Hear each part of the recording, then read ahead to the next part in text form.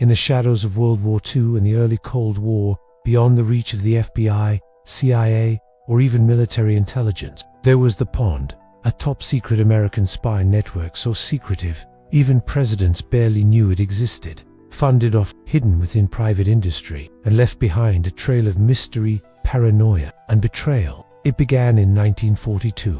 The United States had just entered World War II.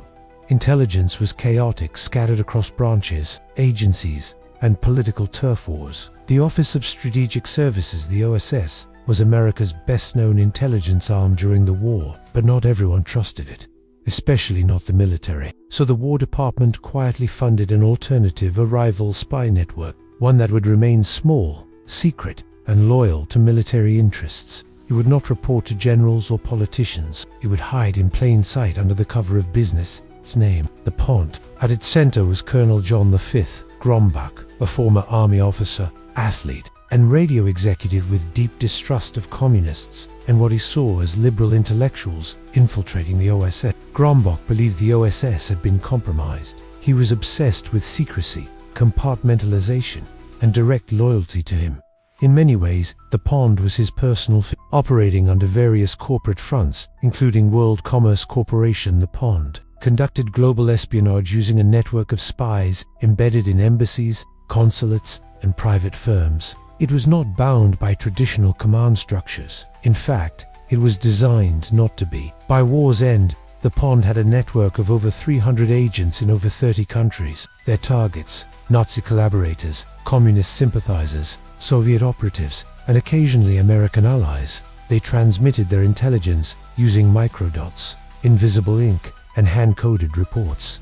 Few knew the full scope. Even fewer were trusted. Unlike the OSS, and later, the CIA, the Pond remained off the book. Its funding came through secret army intelligence budgets and was laundered through shell corporations. They didn't just hide from enemies, they hid from the rest of the US government. Even senior officials didn't know it existed. By 1945, the OSS was dissolved, but the Pond lived on.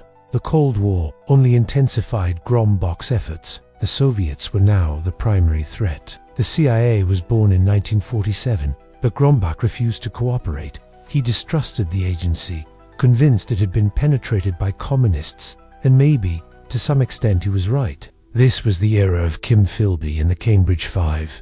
Soviet infiltration was real, but Grombach took it to extremes. He saw enemies everywhere. The Pond began collecting dossiers, not just on foreign agents, but on Americans, including journalists, State Department officials, and even rival intelligence officers. During the Red Scare, the Pond's paranoid worldview found allies in high places. John Grombach fed intelligence, or what he claimed was intelligence, to figures like Senator Joseph McCarthy and FBI Director J. Edgar Hoover. He accused dozens of US officials of communist sympathies, often without evidence, and his reports began to take on a conspiratorial tone, blurring the line between intelligence and ideology.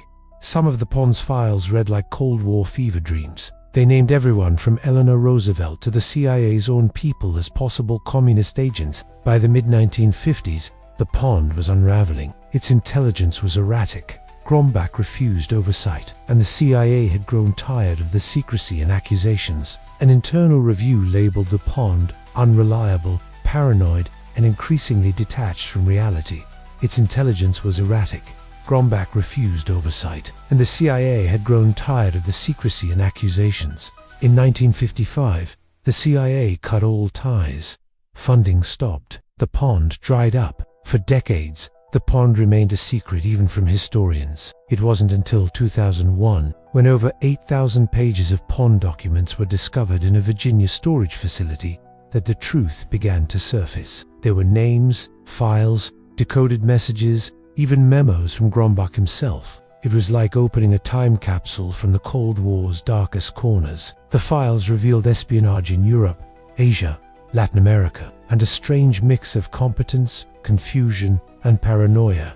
Some agents were genuine heroes, others were barely qualified, but all operated in the shadows, unknown even to their own government.